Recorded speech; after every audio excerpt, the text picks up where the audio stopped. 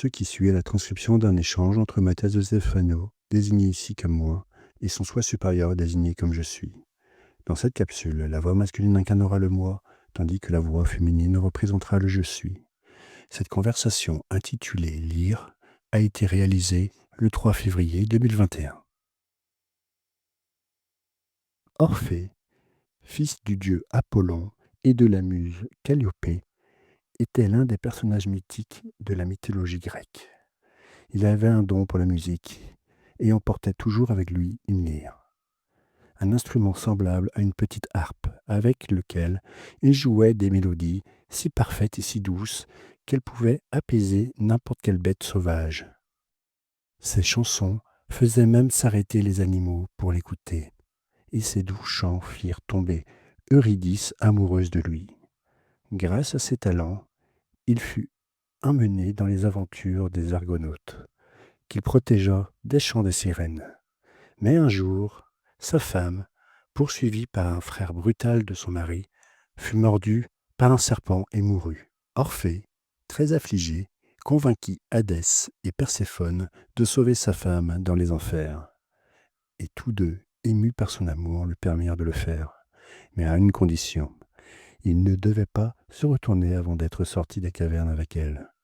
Il réussit à sauver sa femme d'entre les morts en endormant Cerbère, le gardien de l'enfer, avec sa musique, et se prépara à emmener sa femme par la main sans se retourner.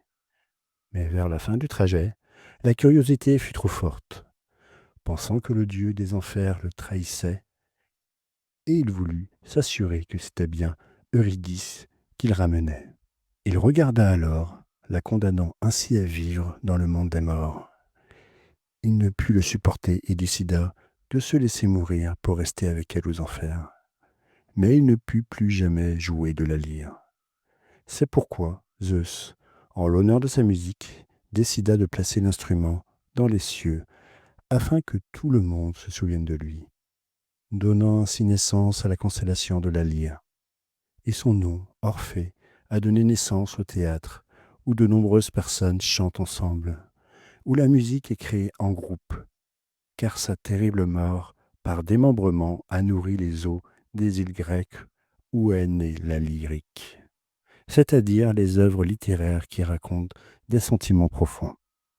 Les sentiments profonds d'un être, les récits lyriques de l'histoire, sont ceux qui font battre le cœur et génèrent le pouls des cordes vocales pour créer le chant. Au-delà du fait que la voix est émise par la gorge et les cordes vocales, celle-ci ne résonne pas seule sans le souffle ou les mains d'un artiste. Et cet air vient des poumons, et les mains naissent du cœur. La vibration de la création, l'harmonie de l'existence, ne s'obtiennent qu'avec le souffle divin, avec la respiration de l'esprit universel. Ham, het, hum, inspiration, soutien et expiration. C'est là que réside la musique de l'être, dans le pouvoir qui bat dans votre cœur. L'amour. Et celui-ci ne fonctionne pas comme l'amour d'Orphée pour Eurydice, car il s'agit d'un amour fait d'attachement et de méfiance. Lorsque Orphée décide de traverser les enfers pour retrouver l'amour de sa vie, il ne fait que projeter son besoin de la posséder. Lorsque Orphée regarde en arrière, il ne fait que se méfier, être jaloux de quelqu'un. Très peu Verseau. Enveloppé dans cette aura du Verseau, la jalousie, le sentiment d'appartenance et l'attachement sont une ombre très cachée et imperceptible. Le Verseau est de l'air, et en tant que tel, c'est un esprit libre, dégagé, ouvert à tout moment, à de nouvelles choses. Et il ne s'accroche pas au matériel en quête de sécurité, car l'air n'a pas de racines et n'a pas besoin de se sentir protégé ou contenu par quoi que ce soit ou qui que ce soit. Il prend la forme de tout ce qu'il touche et sans jugement enveloppe tout ce qui surgit, caressant les surfaces les plus froides et les plus chaudes, pénétrant dans les cavernes profondes de la Terre et caressant l'espace extérieur dans l'atmosphère. La clé est l'expansion, et c'est sa force qui fait vibrer les cordes de la lyre dans l'espace. C'est pourquoi, lorsque l'axe de la Terre a pointé vers la plus grande étoile de la constellation de la lyre, la civilisation atlante a inévitablement dû élargir la boîte, le proticta, et s'étendre dans de nombreuses dimensions. Quelle est cette étoile? Vega, la plus brillante du Nord, à 25 années-lumière de la Terre. Vega vient de l'arabe Waki, qui signifie descente, et fait référence au fait que la constellation de la lyre était appelée par eux Nasr el-Waki, l'aigle qui descend sur sa proie. Les Grecs l'ont appelée Lyra, qui vient du mot hélice ou chélis, qui signifie tortue ou carapace, outil avec lequel ces instruments étaient fabriqués, qui a donné naissance à des noms tels que cithara, sitar ou son évolution en espagnol, guitare. L'Atlantide avait construit une civilisation basée sur la vibration. Comprenons que la Terre était comme un grand instrument de musique et que ses cordes feraient résonner et activeraient la machinerie quantique de la Terre. Pour cela, le long des lignes géométriques du monde, ils ont construit des cultures, des colonies avec des tâches spécifiques. Chacune d'entre elles serait une note, une corde de cette lyre, et tout ensemble créerait la chanson. Tout comme Orphée, leur musique apaiserait les bêtes sauvages, ouvrirait les portes pour sauver les âmes des enfers, dans l'ombre, et les ramener à la lumière, à la conscience. Leur musique, leur chant éveillerait tous les niveaux et séduirait les êtres de différentes dimensions, des animaux aux humains, en passant par les dieux et les monstres. Cette histoire nous rappelle quelque chose, le virus. Les Atlantes se sont souvenus que le virus interdimensionnel qui apporte l'inconscience au monde, qui déforme la réalité en l'éloignant de son essence, n'est qu'un être en désaccord, qui consume son environnement à la recherche d'harmonie. Par conséquent, un être harmonieux ne pourrait pas contracter le virus de l'inconscience, et l'harmonie s'obtient grâce à la juste vibration entre les différentes parties. L'accord musical divin de l'esprit mental, de l'âme, émotion et du corps physique, et cet accord doit être activé par 12 notes, 7 plates et 5 demi-notes, qui représentent le grand icosaèdre planétaire. Ainsi, la civilisation s'est divisée en 12 familles qui ont adapté leur culture à ces 12 notes à travers les 12 constellations, en alignant leurs corps sur la Terre, leurs têtes, leurs 2 mains et leurs 2 pieds généraient des cycles de quintes dans les notes qui permettaient de tourner les clés qui ouvrent la boîte, le cube interdimensionnel.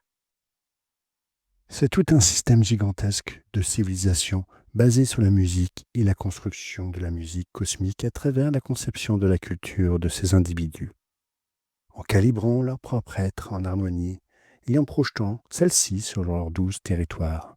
C'est parfait. Comme tu peux le voir, au-delà du fait que le Proticta ait également été une technologie d'autres systèmes, ceux-ci interprètent que la même énergie se trouve dans toutes les sources de l'existence et que tu peux la générer à partir de n'importe quel atome et transformer un humain en conducteur et émetteur de celle-ci. Comme Tesla voulait le faire avec l'énergie libre. La tour Wardenclyffe de Nikola Tesla visait à connecter le monde en transmettant de l'énergie sans fil à toutes les parties de la Terre. Et d'une certaine manière, c'est ce que les Atlantes ont réussi à faire pendant un certain temps grâce au Proticta. Ainsi, chaque individu deviendrait générateur de son propre pouvoir, sans avoir besoin de recourir à des intermédiaires pour gérer cette énergie, car celle-ci était uniquement canalisée à partir de l'environnement, comme les éclairs lors d'un orage. Mais il y a ici un élément clé qui vient perturber la chanson, la manipulation de l'artiste. Les mains et l'intention de ceux qui transmettent cette énergie, de ceux qui donnent les clés de la musique. Car la technologie atlante était libre, Et cette liberté leur a coûté cher. Qu'ont-ils perdu? Le contrôle. Tout comme Orphée a perdu le contrôle de la vie de sa bien-aimée, puis, par jalousie, a perdu le contrôle de sa mort, que peut-on perdre de plus quand on a mis en péril à la fois la vie et la mort? C'est pourquoi l'Atlantide a échoué, malgré toute la conscience qu'elle avait de la technologie la plus fabuleuse de l'histoire. C'est vrai, elle a échoué à cause de sa poésie, de son émotion, la même énergie qui peut illuminer le monde et celle qui peut le fondre comme un éclair, le réduisant en cendres. C'est pourquoi il ne reste rien d'eux. Ils ont été consumés par leur propre énergie. Chacune des familles et leurs membres, leurs peuples et leurs cultures ont commencé à construire des pyramides, des temples, qui servaient d'antenne comme celle de Tesla. Ce sont les graines octaédriques qui permettent le démarrage du moteur interdimensionnel, distribuant les électrons dans toutes les directions, de manière libre et alternée. Rappelez-vous, les électrons génèrent de l'électricité, qui est la qualité du mouvement d'un électron dans une direction ou une autre, la conduction d'électrons par un courant continu ou alternatif. Lorsque les Atlantes ont réussi à générer l'expansion et la vibration nécessaire pour allumer le vaisseau Terre, ils l'ont fait de manière continue, tous les centres restant unis et constants, mais pour créer la cohérence, chaque centre devait résonner de manière harmonieuse, car une chanson ne résonne pas si toutes les notes vibrent de la même manière.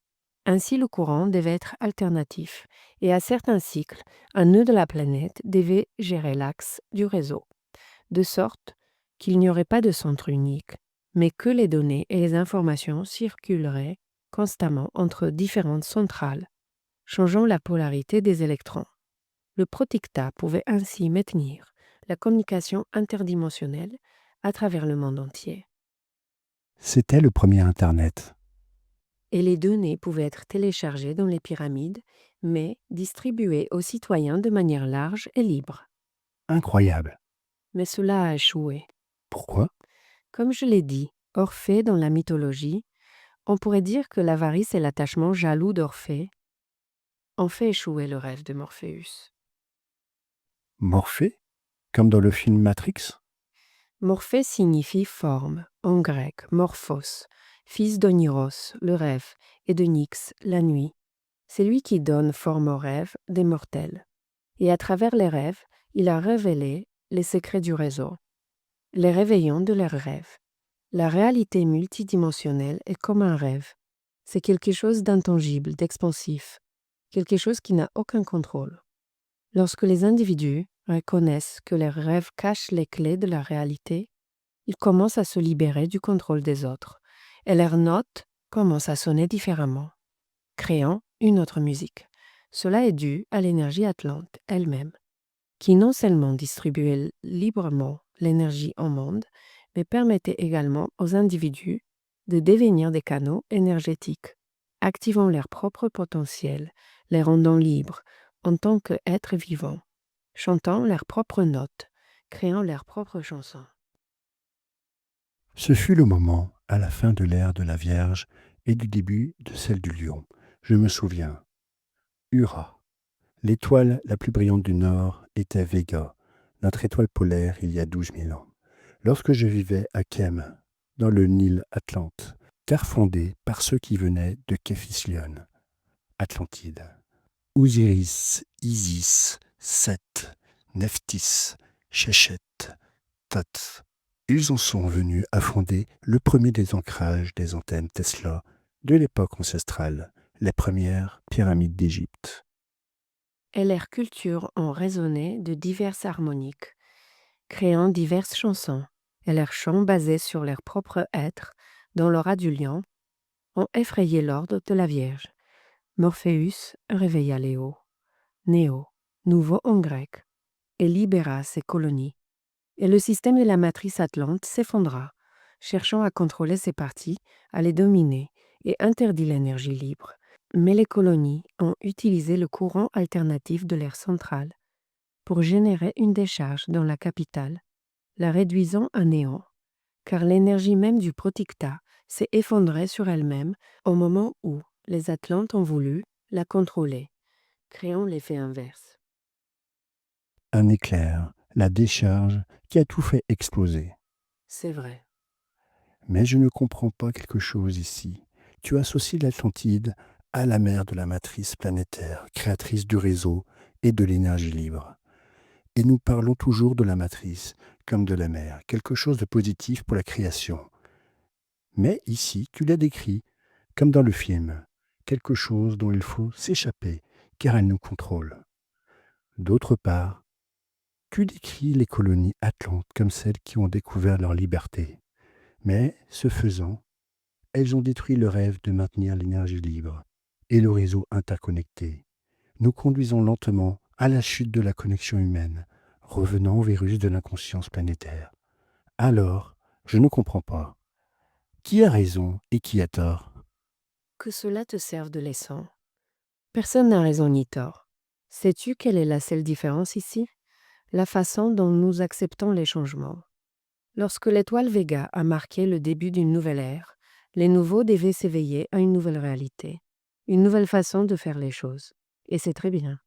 Mais ils ont perdu leur temps et leur énergie à se battre pour y parvenir.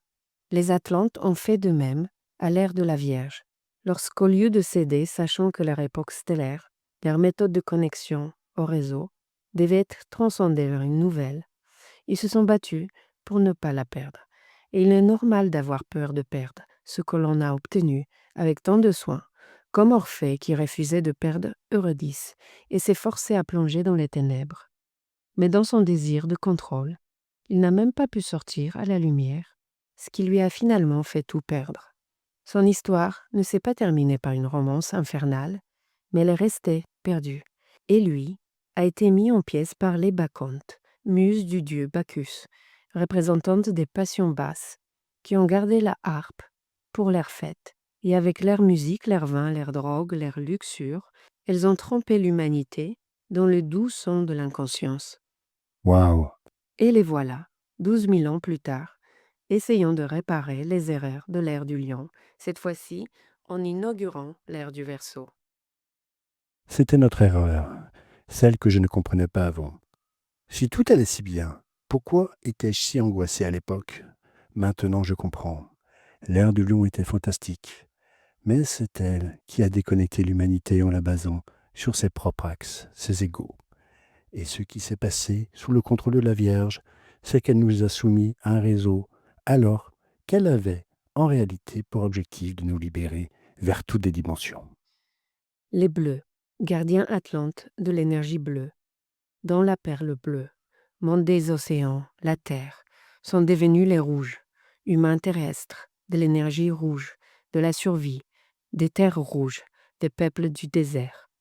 Tout comme le sang bleu et le sang rouge coulent en toi, le sang stellaire des cieux et le sang tellurique de la terre. Ces deux options opposées cohabitent en toi. La question est, jusqu'à quand les laisseras-tu se battre entre elles? Ou quand décideras-tu de reconnaître qu'elles cohabitent toutes deux en toi? Je dois trouver l'équilibre dans mon cœur. Ta parole, ta réponse t'apportera l'équilibre. Aujourd'hui, tu vis dans l'équilibre qui te fait passer du signe des poissons à celui du Verseau, reflet de la Vierge vers le lion. Aujourd'hui, et il y a 12 000 ans, il représente le sang bleu, manquant d'oxygène, et le sang rouge, qui est en plein. Plus tu deviens libre, plus l'air vit en toi, mais plus ton corps s'oxyde, te conduisant à la détérioration de ta matière et à la mort. Plus tu parviens à économiser ta respiration, moins il y a d'oxygène dans ton corps, et tu deviens bleu, prisonnier d'un réseau, mais éternel. Je ne dois tomber ni dans l'un ni dans l'autre. Les deux options me mènent à la mort. Car les deux sont la transcendance, et celle-ci, elle est inévitable. Pour pouvoir obtenir l'énergie libre de l'Atlantide, d'Orphée, dont Tesla rêvait, grâce à Morphée, tu devras te libérer de toi-même, d'Eurydice, de tes émotions. Te laisser mourir pour renaître dans le nouveau, dans Néo. Trouver l'équilibre en moi pour cesser d'être un pendule du temps. Être libre et expansif. Moi. Pour pouvoir libérer et expanser le monde. Vivre dans une matrice qui ne me contrôle pas, mais qui me rend libre. Le réseau des réseaux. Et quand tu y parviendras, le grand trou de verre s'ouvrira devant toi, vers toutes les dimensions de ton être, le Merkaba, le Tesseract, le trou du lapin. L'éternité. Si tu prends la pilule bleue, fin de l'histoire, tu te réveilleras dans ton lit et tu croiras ce que tu veux croire.